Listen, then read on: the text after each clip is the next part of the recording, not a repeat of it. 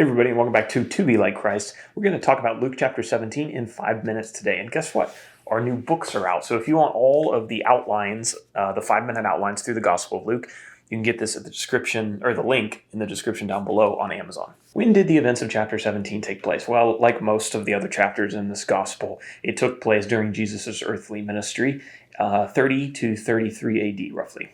I've got 4 main characters in this chapter: Jesus, the Son of God. Then you have 10 men who were healed of leprosy that we'll read about in a little bit. And then you have a guy named Lot who appears in Genesis chapter 19. He was a righteous man who lived in a very wicked city, the city of Sodom.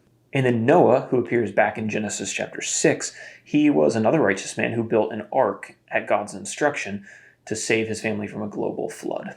Where did the events of chapter 17 take place? Well, Jesus met these 10 leprous men in a village somewhere between Samaria and Galilee. All right, now for the overview of the chapter, let's break this down. I've got 4 major sections here. Jesus is kind of in the middle of a teaching section where he's just going over a number of different principles that his followers need to implement into their lives and need to consider. The first section, verses 1 through 7, I just titled it Temptation, Forgiveness, and Faith. In the first few verses, Jesus admonishes people who would lead others into temptation, and he says that it would be better for somebody to have a millstone tied around their neck and to be drowned in the sea than to lead another person into sin. He then taught that his disciples have to be forgiving people.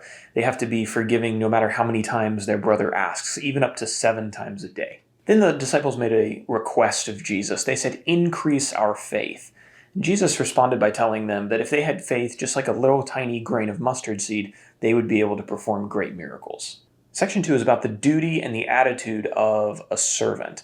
Jesus was instructing his disciples about how they ought to think about their service to God. So a servant, a regular servant, he doesn't consider himself to be worthy of great honor just for completing his daily tasks, because it's a servant's duty to serve. That's his job. Disciples need to see themselves as servants who have a duty to serve God. We shouldn't think that we're special or deserving of a great reward for serving God. Really, at the end of the day, it should be expected for all that God has done for us and how great he is. Section 3 then is the story about the healing of 10 men with leprosy.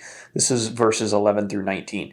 So on his way to Jerusalem, Jesus met these 10 men and they cried out to him for help. Leprosy was a disease that affected people's nerve endings and their skin and a number of other things. Jesus miraculously healed them, and then he told them to go and show themselves to the priests to prove that they had been made well. And out of those 10 men, only one turned around and returned and thanked Jesus for what he did. And the text tells us that he was a Samaritan man. And finally, section 4, verses 20 through the end of the chapter, verse 37, Jesus talks about the nature of the kingdom of God and what people should expect when thinking about the kingdom of God. The Pharisees came up to Christ and asked him when the kingdom of God would finally arrive. He told them that the kingdom would come, but it would come in ways that they could not observe, and that the kingdom would be, quote, in the midst of them. Jesus then turned to his disciples and he told them that there were days coming where he would not be with them anymore.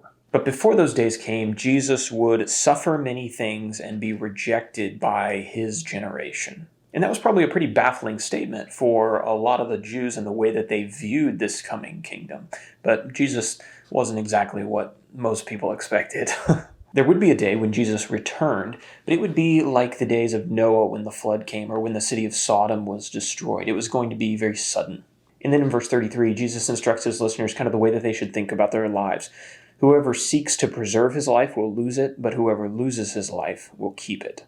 Now, what can we learn about the big picture of the Bible from this chapter? Well, Jesus' words to the Pharisees when describing this coming kingdom reveal that it was never Jesus' intention to set up any kind of earthly kingdom. It wasn't going to have the typical markings of a kingdom like armies and government buildings and thrones and palaces and all this other stuff. It was always intended to be a spiritual kingdom. That's how it could be, quote, in the midst of them while being unobservable to them. Then our takeaways are our applications. Let me ask you a question. Has God answered any prayers for you recently?